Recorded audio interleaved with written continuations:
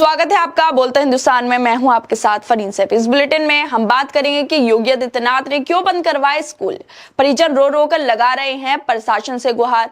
कुमार विश्वास का झूठ आया सबके सामने। गाजियाबाद पुलिस ने खोली उनकी पोल। महिला सम्मान पर योगी आदित्यनाथ का झूठ कैसे आया सबके सामने।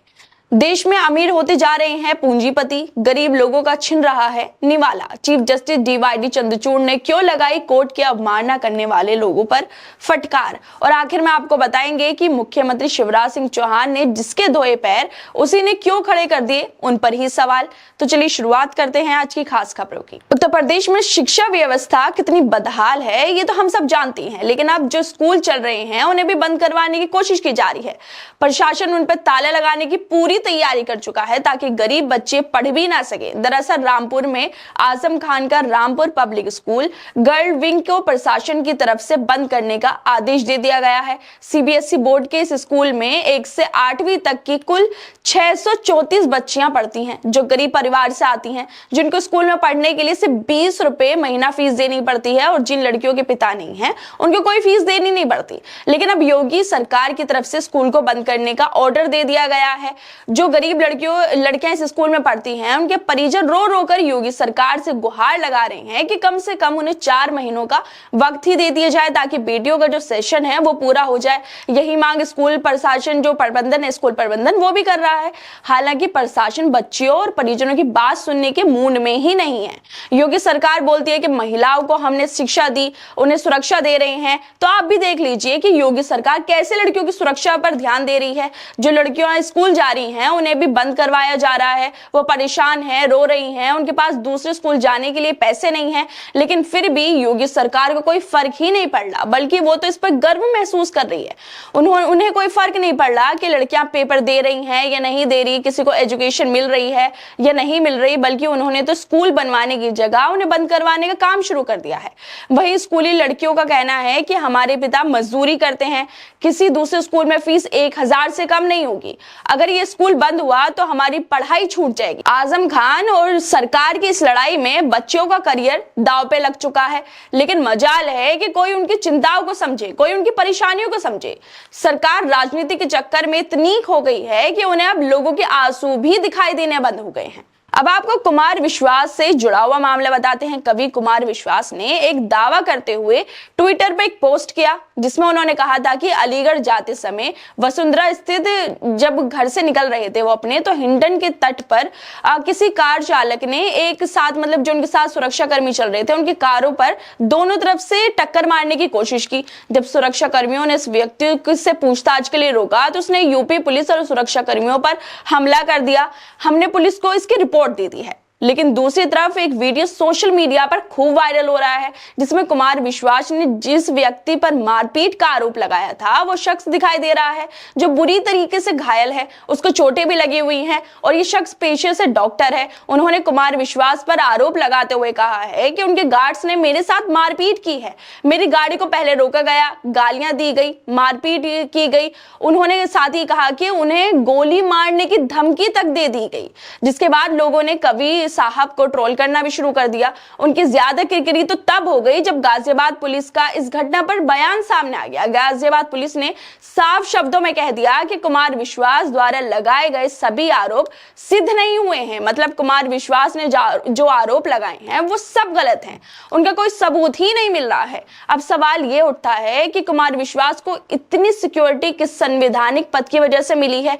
क्या भाजपा की चापलूसी करने की वजह से उन्हें ये सिक्योरिटी मिली है? कोई इतना दोगलापन कैसे दिखा सकता है कि दूसरों के बंगले, गाड़ी, सिक्योरिटी पर सवाल उठाओ और खुद सरकार की भारी सिक्योरिटी लो, लोगों को अपने गार्ड से पिटवाओ और फिर सिंपैथी पाने के लिए सोशल मीडिया पर पोस्ट भी करो। लेकिन गाजियाबाद पुलिस ने कुमार विश्वास की सच्चाई खोलकर सबके सामने रख दी है जिसको वो छुपाने का काम कर रहे थे।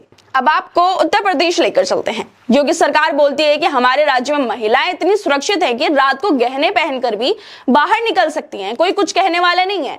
गुंडिया प्रदेश में नहीं है, सब भाग गए हैं। लेकिन अब चौंकाने वाला मामला सामने आया है जिसमें योगी सरकार के झूठे वादों की पोल खुल गई है। ये खबर तो आपको पता ही होगी कि उत्तर प्रदेश की सबसे बड़ी यूनिवर्सिटी IIT बनारस हिंदू विश्वविद्यालय में छेड़खानी की गई थी। 3 लड़कों ने गन पॉइंट पर छात्र के कपड़े कपड़े उतरवाए थे और वीडियो भी बनाया था। लेकिन अब इस जो केस है उसमें एक नया खुलासा भी हुआ है। IIT BHU की छात्रा के साथ सिर्फ छेड़खानी ही नहीं हुई बल्कि गैंग रेप भी हुआ था, और ये सब एक यूनिवर्सिटी कैंपस में हुआ। सोचिए दोस्तों, उत्तर प्रदेश में यूनिवर्सिटी भी सुरक्षित नहीं है। 1 नवंबर की आधी रात को BHU कैंपस में ये घटना हुई थी, जिसके 8 दिन बाद अब पीड़िता ने बोला है कि उसका गैंग रेप भी हुआ था, जिसके बाद पुलिस ने इस मामले में नई धारा जोड़कर केस की जो जांच है वो शुरू कर दी है। लेकिन बस दिखावे के लिए जांच की जा रही है, क्योंकि पुलिस आरोपियों को गिरफ्तार करना तो दूर, पुलिस उन्हें चिन्हित भी नहीं कर पाई है अभी तक। मतलब अभी तक पुलिस ये भी नहीं पहचान पाई है कि आरोपी कौन लोग थे, इसकी भी अभी तक कोई पहचान नहीं कर पाई है पुलिस। IIT BHU जैसे संस्थान में कोई गुंडे आते हैं, वो लड़की का गैंग रेप करते हैं, लेकिन फिर भी कोई कार्रवाई नहीं होती। लेकिन उत्तर प्रदेश सरकार के मुख्यमंत्री नेता बड़ा सीना चढ़ाकर बोलते हैं कि उत्तर प्रदेश में सब बढ़िया चल रहा है। आए दिन महिला सुरक्षा पर बयान देते रहते हैं, लेकिन अगर कोई घटना हो जाए उनके राज्य में तो वो आंख बंद कर बैठ जाते हैं, बल्कि पीड़ित लोगों पर ही कार्रवाई की जाती है। लेकिन आरोपियों को पकड़ने में सरकार और प्रशासन दोनों ही नाकाम नजर आते हैं। अब आपको बताते हैं कि कैसे देश की जनता को सरकार लूट रही है। लूटे हुए पैसे कैसे विश्व गुरु बनने का सपना देखने वाले प्रधानमंत्री मोदी के दोस्तों को बचाए जा रहे हैं। रूस यूक्रेन युद्ध की शुरुआत के बाद से ही भारत रियायती कीमतों पर रूस से भारी मात्रा में कच्चा तेल खरीद रहा है। वित्तीय वर्ष 2023-24 के पहले 6 महीनों में भारतीय तेल रिफाइल कंपनियों ने रूस से जो आयात किया है तेल, उसकी मदद से $3.3 बिलियन की बचत की है। यूक्रेन युद्ध से पहले जो रूस भारत के लिए एक मामूली तेल आपूर्तिकर्ता देश था, अप्रैल से सितंबर 2023 के बीच वही रूस भारत को सबसे ज्यादा तेल निर्यात करने वाला देश बन गया है। फरवरी 2022 में यूक्रेन पर रूस की ओर से जो कार्रवाई की गई थी, उसके बाद पश्चिम देशों ने रूस से तेल लेने से मना कर दिया था, जिसके बाद जो रूस है उसने रियायती कीमतों पर भारत को तेल निर्यात करने का काम किया। भारतीय तेल रिफाइंड कंपनियों ने इस ऑफर को इसका खूब फायदा उठाया, जिसकी वजह से तेल रिफाइंड कंपनियों को 270 अरब रुपए से ज्यादा का मुनाफा भी हुआ।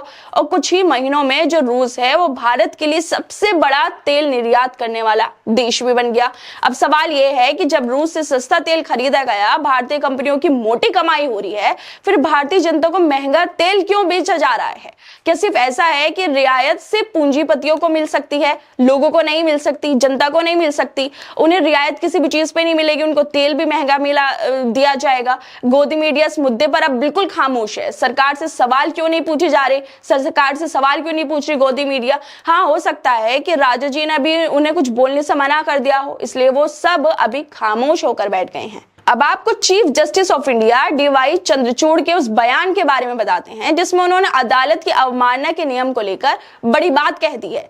चीफ जस्टिस DY चंद्रचूड़ के इस बयान के बाद अब उन लोगों पर खतरे की घंटी मंडाने लगी है जो लोग व्हाट्सएप यूनिवर्सिटी या फिर जो गलत जानकारी है उनको पढ़कर अदालत या जज के बारे में गलत बातें लिखते हैं। एक इंटरव्यू के दौरान उन्होंने DY चंद्रचूड़ ने कहा कि अदालत की अवमानना के कानून की व्याख्या करते हुए उन्होंने कहा कि अगर कोई व्यक्ति कोर्ट के फैसले का अपमान करता है या उसके बारे में गलत बात करता है या फिर कोई अदालत की कार्रवाई को बाधित करता है तो उसे कंटेम्प्ट ऑफ कोर्ट माना जाएगा। मतलब वो व्यक्ति कोर्ट का अपमान कर रहा है। आपको बता दें कि कोर्ट की अवमानना करने पर 6 महीने की जेल या फिर 2000 रुपए का जुर्माना भी हो सकता है। चीफ जस्टिस चंद्रचूड़ ने आगे कहा कि कई बार लोग सोशल मीडिया पर ऐसी पोस्ट डालते हैं जिससे वो परेशान हो जाते हैं। वो ऐसी बातें भी लिखते हैं जिसमें जजों के नाम शेयर किए जाते हैं, जो मतलब ऐसी जानकारियां भी लिखी जाती हैं और जजों के नाम भी साथ में उसमें शामिल कर दिए जाते हैं जो जजों ने कभी कही भी नहीं, जो बातें कभी उन लोगों ने कही भी नहीं। ऐसी चीजों से निपटने के लिए ये जरूरी है कि हम उचित संवाद रखें। इससे गलत जानकारी देने वाले मंच अपने आप ही कम होते चले जाएंगे। चीफ जस्टिस ने कहा कि हमने एक प्रयोग शुरू किया है, प्रयोग शुरू करने का फैसला किया है। सुप्रीम कोर्ट की ओर से एक न्यूज़लेटर जारी किया जाएगा। इसमें अदालत में हुए फैसलों की जानकारी सीधे जनता को ही मिलेगी, जिसकी वजह से गलत अफवाह फैलाने वाली जो मंच है, जो लोग अपना काम कर रहे हैं इस तरह का, वो सब खत्म होने लगेंगे। अब आपको मध्य प्रदेश लेकर चलते हैं, जहां पर एक तस्वीर सोशल मीडिया पर खूब वायरल हुई थी, जिसमें शिवराज सिंह चौहान एक व्यक्ति के पैर धो रहे थे। मामला कुछ यूं था कि बीजेपी के कार्यकर्ता और सीधी से बीजेपी विधायक केदार शुक्ला के प्रतिनिधि परवेश शुक्ला ने एक आदिवासी समाज के व्यक्ति दशमत रावत के सिर पर पेशाब कर दिया था। इस घटना का वीडियो सामने भी आया और खूब वायरल भी हुआ था, जिसके बाद शिवराज सिंह चौहान ने अपनी पार्टी के लोगों की शर्मसार करने वाली हरकतों को सुधारने के लिए मुख्यमंत्री आवास पर दशमत रावत को भी बुलाया था। सीएम ने उन्हें माला पहनाई, शॉल भी दिए। यही नहीं, दशमत को शिवराज सिंह चौहान ने मीठा भी खिलाया और अपने साथ नाश्ता भी करवाया और साथ ही शिवराज सिंह ने पीड़ित के पैर भी धो डाले और पैर धोते हुए वो भावुक भी हो गए। अब दिखावा तो करना ही था उन्हें, खूब मीडिया के सामने शिवराज सिंह चौहान ने दिखावा भी कर दिया। लेकिन अब उस बात को 4 महीने बीत चुके हैं और शिवराज सिंह चौहान को दशमत रावत का कोई अता पता भी नहीं होगा अब तो। लेकिन अब दशमत रावत का एक बयान सामने आया है जिसमें वो बोल रहे हैं कि शिवराज सिंह को उनकी परवाह ही नहीं है, वो जिंदा है या नहीं है उन्हें कुछ भी नहीं पता। इसी वजह से अब वो भीम आर्मी में शामिल होना चाहते हैं, वो उसमें शामिल हो गए हैं। मतलब शिवराज सिंह चौहान ने जो ड्रामा किया था उसकी हकीकत अब खुलकर सामने आ गई है कि पहले तो ये लोग खूब ड्रामा करते हैं, जब लोगों से सिंपैथी मिल जाती है, गोदी मीडिया इनका खूब प्रचार कर देती है, तो ये लोग फिर आम जनता को भूल जाते हैं, फिर इन्हें कुछ याद नहीं रहता। जो ये लोग ड्रामा करने के लिए तस्वीरें खिंचवाते हैं, उसके बाद जो उसमें लोग होते हैं वो उनको एकदम से ही भूल जाते हैं। उन्हें कुछ याद नहीं रहता कि हमारी जनता क्या कर रही है, किसके साथ क्या होता है, वो लोगों को एकदम भूल जाते हैं। खैर, आप लोग इस मुद्दे पर क्या सोचते हैं, अपनी राय जरूर दें और बाकी तमाम खबरों को देखने के लिए जुड़े रहिए हमारे साथ।